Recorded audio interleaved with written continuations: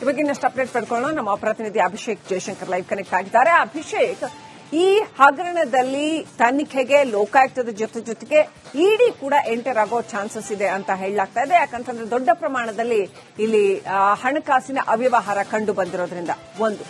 ಎರಡನೇದಾಗಿ ಸಾವಿರಾರು ಕೋಟಿ ರೂಪಾಯಿಗಳ ಒಂದು ಬೃಹತ್ ಅವ್ಯವಹಾರ ನಡೆದಿದೆ ಇಲ್ಲಿ ಅಂತ ಬಿಜೆಪಿ ಅಲಿಗೇಷನ್ಸ್ ಮಾಡಿದೆ. ಸೊ ಈ ಅಧಿವೇಶನದಲ್ಲಿ ಇದೇನಾದ್ರೂ ಬಹುದೊಡ್ಡ ಸಂಚಲನಕ್ಕೆ ಕಾರಣ ಆಗಬಹುದಾ?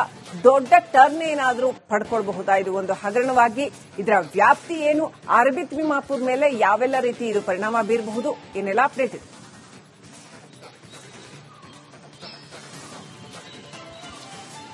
ಎಸ್ ಶ್ರೀಲಕ್ಷ್ಮಿ, ಸಹಜವಾಗಿಯೇ ಈ ಒಂದು ಪ್ರಕರಣಕ್ಕೆ ಸಂಬಂಧಿಸಿದಂತೆ ಇಡಿ ಅಧಿಕಾರಿಗಳು ಎಂಟ್ರಿ ಆಗುವಂತಹ ಸಾಧ್ಯತೆ ತೀರಾ ಹೆಚ್ಚಿದೆ ಅಂತಾನೆ ಹೇಳ್ಬೋದು. ಯಾಕಂದ್ರೆ ಬಹುದೊಡ್ಡ ಹಗರಣ ಅಂತ ಏನ್ ಹೇಳಲಾಗ್ತಾ ಇದೆ, ಆ ಹಗರಣಕ್ಕೆ ಬೇಕಾದಂತಹ ಕೆಲವೊಂದು ಸಾಕ್ಷಿಗಳನ್ನ ಈಗಾಗಲೇ ಇಡಿ ಅಧಿಕಾರಿಗಳು ಕಲೆ ಹಾಕಿರುವಂತಹ ಸಾಧ್ಯತೆಗಳು ಕೂಡ ತಳ್ಳಿ ಹಾಕುವಂತಿಲ್ಲ. ಅದು ಅಲ್ಲದೆ ಈಗ ಸದ್ಯದ ಮಟ್ಟಿಗೆ ಲಕ್ಷ್ಮೀನಾರಾಯಣ ಅವರು ಕೊಟ್ಟಿರುವಂತಹ ಒಂದು ಆಡಿಯೋ ಏನಿದೆ, ಆಡಿಯೋದಲ್ಲಿ ಹಂತ ಹಂತವಾಗಿ ಯಾರ್ಯಾರಿಗೆ ಹಣ ರವಾನೆ ಆಗುತ್ತೆ ಅನ್ನುವಂತಹ ಒಂದು ವಿಚಾರಗಳು ಕೂಡ ಅದರಲ್ಲಿ ಕೇಳಿ ಬಂದಿರುವಂತಹ ಒಂದು ಕಾರಣದಿಂದ ಮತ್ತು ಖುದ್ದು ಅಧಿಕಾರಿಯೇ ಈ ರೀತಿಯಾದಂತಹ ಸ್ಟೇಟ್ಮೆಂಟ್ಗಳಂದ್ರೆ ಈ ರೀತಿಯಾಗಿ ಹೇಳಿಕೆಗಳನ್ನು ಕೊಡ್ತಾನೆ. ಸಚಿವರಿಗೆ ಹೋಗುತ್ತೆ, ನನ್ನ ಮೇಲಧಿಕಾರಿಗಳಿಗೆ ಹೋಗುತ್ತೆ, ಮತ್ತೆ ಒಂದಷ್ಟು ಕಮಿಷನರ್ ಕಚೇರಿಗಳಿಗೆ ಹೋಗುತ್ತೆ ಅನ್ನುವಂತಹ ಒಂದು ವಿಚಾರಗಳನ್ನ ಆತ ಏನ್ ಹೇಳಿಕೆಯನ್ನು ಕೊಟ್ಟಿದ್ದಾನೆ.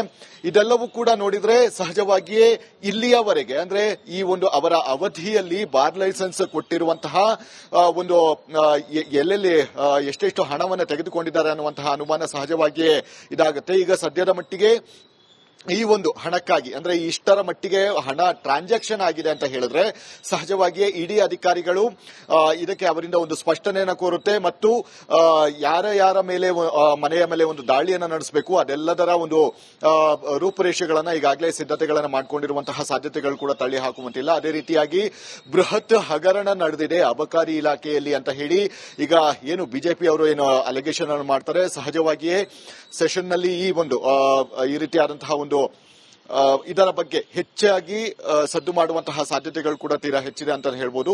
ಇದನ್ನ ಬೇರೆ ಅಂದ್ರೆ ಒಂದು ಏಜೆನ್ಸಿಗೆ, ಕೇಂದ್ರದ ಏಜೆನ್ಸಿ ಆಗಿರಬಹುದು ಮತ್ತೆ ಅಥವಾ ಸ್ಟೇಟ್ ಏಜೆನ್ಸಿ ಅಂದ್ರೆ ಇನ್ವೆಸ್ಟಿಗೇಷನ್ ಏಜೆನ್ಸಿಗೆ ವಹಿಸುವಂತಹ ಸಾಧ್ಯತೆಗಳು ಕೂಡ ತಳ್ಳಿ ಹಾಕುವಂತಿಲ್ಲ. ಹೀಗಾಗಿ ಸದ್ಯ ಮುಂದಿನ ಹಂತದಲ್ಲಿ ತಿಮ್ಮಾಪುರ ಅವರೇ ಇಲ್ಲಿ ಮೇನ್ ಸೆಂಟರ್ ಆಫ್ ಅಟ್ರಾಕ್ಷನ್ ಅಂತ ಹೇಳ್ಬೋದಾಗಿದೆ. ಹೀಗಾಗಿ ಅಂತಹ ವ್ಯಕ್ತಿಯ ಮೇಲೆ ಈಗ ಎಲ್ಲರೂ ಕೂಡ ಅಲಿಗೇಷನ್ ಅನ್ನು ಮಾಡ್ತಾ ಇರುವಂತದ್ದು ಅಂದ್ರೆ ಬಿಜೆಪಿ ಆಗಿರಬಹುದು ಮತ್ತೆ ಅದರಲ್ಲಿ ಆಡಿಯೋದಲ್ಲಿ ಏನಿದೆ ಸಚಿವರಿಗೂ ಕೂಡ ಹೋಗುತ್ತೆ ಅಂತ ಹೇಳಲಾಗ್ತಾ ಇದೆ. ಈಗ ಕೊಟ್ಟಿರುವಂತಹ ಒಂದು ಆಡಿಯೋದ ಸ್ಯಾಂಪಲ್ ಗಳನ್ನ ಕಲೆ ಹಾಕಲಾಗುತ್ತೆ. ಅಂದ್ರೆ ವಾಯ್ಸ್ ಸ್ಯಾಂಪಲ್ಸ್ ಗಳೇನಿದೆ ಆ ವಾಯ್ಸ್ ಸ್ಯಾಂಪಲ್ ನೈಜವಾಗಿದೆಯಾ ಅಥವಾ ಫೇಕ್ ಅನ್ನುವಂತಹ ರೀತಿಯಲ್ಲಿ ಒಂದು ತೆಗೆದುಕೊಂಡು ಒಂದು ಎಫ್ಎಸ್ಎಲ್ ಗೆ ಕಳಿಸಲಾಗುತ್ತೆ. ಎಫ್ಎಸ್ಎಲ್ ಅಲ್ಲಿ ದೃಢೀಕೃತ ಆದ ಬಳಿಕ ತಿಮ್ಮಾಪುರ ಅವರಿಗೆ ಸಹಜವಾಗಿಯೇ ಲೋಕಾಯುಕ್ತ ಅಧಿಕಾರಿಗಳಿಂದ ಒಂದು ನೋಟಿಸ್ ಅನ್ನ ಹೋಗುತ್ತೆ. ನೋಟಿಸ್ ಅನ್ನ ನೀಡಿ ಈ ರೀತಿಯಾಗಿ ನಿಮ್ಮ ಮೇಲೆ ಒಂದು ಆರೋಪ ಬಂದಿದೆ, ಇದಕ್ಕೆ ಸ್ಪಷ್ಟನೆಯನ್ನು ಕೊಡಿ ಅಂತ ಹೇಳಿ ದಿನಾಂಕವನ್ನ ನಿಗದಿ ಮಾಡಿ ಅಂದಿನ ದಿನ ಅವರು ಹಾಜರಾಗಬೇಕಾಗುತ್ತೆ. ಹೀಗಾಗಿ ಸದ್ಯ ಈ ಒಂದು ಪ್ರೋಸೆಸ್ ಏನಿದೆ ಇನ್ನು ಮುಂದಿನ ದಿನಗಳಲ್ಲಿ ನಡೆಯಲಿದೆ. ಶ್ರೀಲಕ್ಷ್ಮಿ, ಥ್ಯಾಂಕ್ ಯು ಅಭಿಷೇಕ್ ಡೀಟೇಲ್ಸ್ಗಾಗಿ. ಇವಾಗ ಇನ್ನಷ್ಟು ಅಪ್ಡೇಟ್ ಪಡ್ಕೊಳ್ಳೋಣ. ನಮ್ಮ ಪ್ರತಿನಿಧಿ ಅಭಿಷೇಕ್ ಜಯಶಂಕರ್ ಲೈವ್ ಕನೆಕ್ಟ್ ಆಗಿದ್ದಾರೆ. ಅಭಿಷೇಕ್, ಈ ಹಗರಣದಲ್ಲಿ ತನಿಖೆಗೆ ಲೋಕಾಯುಕ್ತದ ಜೊತೆಗೆ ಇಡಿ ಕೂಡ ಎಂಟರ್ ಆಗೋ ಚಾನ್ಸಸ್ ಇದೆ ಅಂತ ಹೇಳಲಾಗ್ತಾ ಇದೆ. ಯಾಕಂತಂದ್ರೆ ದೊಡ್ಡ ಪ್ರಮಾಣದಲ್ಲಿ ಇಲ್ಲಿ ಹಣಕಾಸಿನ ಅವ್ಯವಹಾರ ಕಂಡು ಬಂದಿರೋದ್ರಿಂದ ಒಂದು. ಎರಡನೇದಾಗಿ ಸಾವಿರಾರು ಕೋಟಿ ರೂಪಾಯಿಗಳ ಒಂದು ಬೃಹತ್ ಅವ್ಯವಹಾರ ನಡೆದಿದೆ ಇಲ್ಲಿ ಅಂತ ಬಿಜೆಪಿ ಅಲಿಗೇಷನ್ಸ್ ಮಾಡಿದೆ. ಸೊ ಈ ಅಧಿವೇಶನದಲ್ಲಿ ಇದೇನಾದ್ರೂ ಬಹುದೊಡ್ಡ ಸಂಚಲನಕ್ಕೆ ಕಾರಣ ಆಗಬಹುದಾ? ದೊಡ್ಡ ಟರ್ನ್ ಏನಾದ್ರೂ ಪಡ್ಕೊಳ್ಬಹುದಾ? ಇದು ಒಂದು ಹಗರಣವಾಗಿ ಇದರ ವ್ಯಾಪ್ತಿ ಏನು? ಅರಬಿತ್ ತಿಮ್ಮಾಪುರ್ ಮೇಲೆ ಯಾವೆಲ್ಲ ರೀತಿ ಇದು ಪರಿಣಾಮ ಬೀರಬಹುದು? ಏನೆಲ್ಲ ಅಪ್ಡೇಟ್ ಇದೆ?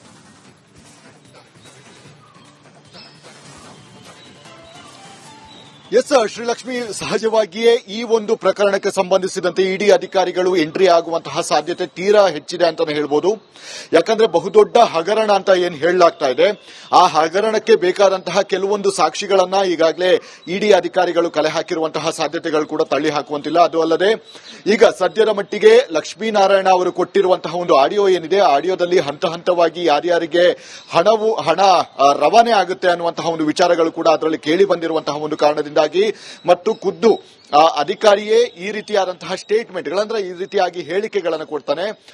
ಸಚಿವರಿಗೆ ಹೋಗುತ್ತೆ, ನನ್ನ ಮೇಲಧಿಕಾರಿಗಳಿಗೆ ಹೋಗುತ್ತೆ, ಮತ್ತೆ ಒಂದಷ್ಟು ಕಮಿಷನರ್ ಕಚೇರಿಗಳಿಗೆ ಹೋಗುತ್ತೆ ಅನ್ನುವಂತಹ ಒಂದು ವಿಚಾರಗಳನ್ನ ಆತ ಏನ್ ಹೇಳಿಕೆಯನ್ನ ಕೊಟ್ಟಿದ್ದಾನೆ.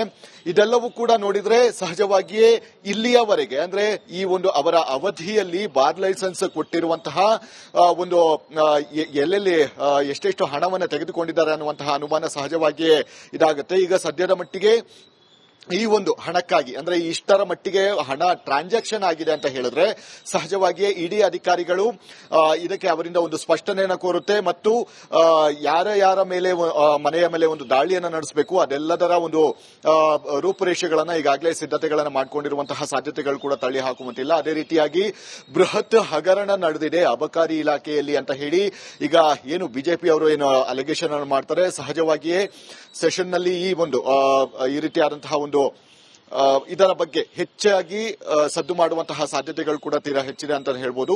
ಇದನ್ನ ಬೇರೆ ಅಂದ್ರೆ ಒಂದು ಏಜೆನ್ಸಿಗೆ, ಕೇಂದ್ರದ ಏಜೆನ್ಸಿ ಆಗಿರಬಹುದು ಮತ್ತೆ ಅಥವಾ ಸ್ಟೇಟ್ ಏಜೆನ್ಸಿ ಅಂದ್ರೆ ಇನ್ವೆಸ್ಟಿಗೇಷನ್ ಏಜೆನ್ಸಿಗೆ ವಹಿಸುವಂತಹ ಸಾಧ್ಯತೆಗಳು ಕೂಡ ತಳ್ಳಿ ಹಾಕುವಂತಿಲ್ಲ. ಹೀಗಾಗಿ ಸದ್ಯ ಮುಂದಿನ ಹಂತದಲ್ಲಿ ತಿಮ್ಮಾಪುರ ಅವರೇ ಇಲ್ಲಿ ಮೇನ್ ಸೆಂಟರ್ ಆಫ್ ಅಟ್ರಾಕ್ಷನ್ ಅಂತ ಹೇಳ್ಬೋದಾಗಿದೆ. ಹೀಗಾಗಿ ಅಂತಹ ವ್ಯಕ್ತಿಯ ಮೇಲೆ ಈಗ ಎಲ್ಲರೂ ಕೂಡ ಅಲಿಗೇಷನ್ ಅನ್ನು ಮಾಡ್ತಾ ಇರುವಂತದ್ದು ಅಂದ್ರೆ ಬಿಜೆಪಿ ಆಗಿರಬಹುದು ಮತ್ತೆ ಅದರಲ್ಲಿ ಆಡಿಯೋದಲ್ಲಿ ಏನಿದೆ ಸಚಿವರಿಗೂ ಕೂಡ ಹೋಗುತ್ತೆ ಅಂತ ಹೇಳಲಾಗ್ತಾ ಇದೆ.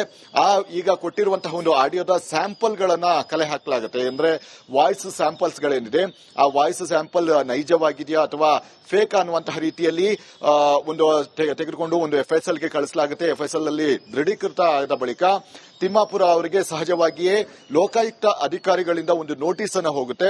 ನೋಟಿಸ್ ಅನ್ನ ನೀಡಿ ಈ ರೀತಿಯಾಗಿ ನಿಮ್ಮ ಮೇಲೆ ಒಂದು ಆರೋಪ ಬಂದಿದೆ, ಇದಕ್ಕೆ ಸ್ಪಷ್ಟನೆಯನ್ನು ಕೊಡಿ ಅಂತ ಹೇಳಿ ದಿನಾಂಕವನ್ನ ನಿಗದಿ ಮಾಡಿ ಅಂದಿನ ದಿನ ಅವರು ಹಾಜರಾಗಬೇಕಾಗುತ್ತೆ. ಹೀಗಾಗಿ ಸದ್ಯ ಈ ಒಂದು ಪ್ರೋಸೆಸ್ ಏನಿದೆ ಇನ್ನು ಮುಂದಿನ ದಿನಗಳಲ್ಲಿ ನಡೆಯಲಿದೆ. Srilakshmi, thank you Abhishek. Details card ಇವಾಗ ಇನ್ನಷ್ಟು ಅಪ್ಡೇಟ್ ಪಡ್ಕೊಳ್ಳೋಣ. ನಮ್ಮ ಪ್ರತಿನಿಧಿ ಅಭಿಷೇಕ್ ಜಯಶಂಕರ್ ಲೈವ್ ಕನೆಕ್ಟ್ ಆಗಿದ್ದಾರೆ. ಅಭಿಷೇಕ್, ಈ ಹಗರಣದಲ್ಲಿ ತನಿಖೆಗೆ ಲೋಕಾಯುಕ್ತದ ಜೊತೆಗೆ ಇಡಿ ಕೂಡ ಎಂಟರ್ ಆಗೋ ಚಾನ್ಸಸ್ ಇದೆ ಅಂತ ಹೇಳಲಾಗ್ತಾ ಇದೆ. ಯಾಕಂತಂದ್ರೆ ದೊಡ್ಡ ಪ್ರಮಾಣದಲ್ಲಿ ಇಲ್ಲಿ ಹಣಕಾಸಿನ ಅವ್ಯವಹಾರ ಕಂಡು ಬಂದಿರೋದ್ರಿಂದ ಒಂದು.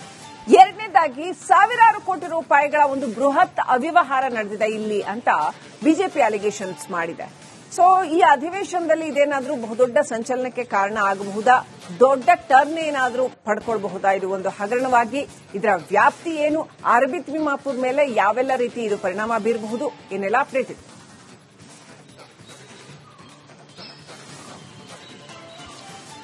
ಎಸ್ ಶ್ರೀಲಕ್ಷ್ಮಿ, ಸಹಜವಾಗಿಯೇ ಈ ಒಂದು ಪ್ರಕರಣಕ್ಕೆ ಸಂಬಂಧಿಸಿದಂತೆ ಇಡಿ ಅಧಿಕಾರಿಗಳು ಎಂಟ್ರಿ ಆಗುವಂತಹ ಸಾಧ್ಯತೆ ತೀರಾ ಹೆಚ್ಚಿದೆ ಅಂತಾನೆ ಹೇಳ್ಬೋದು.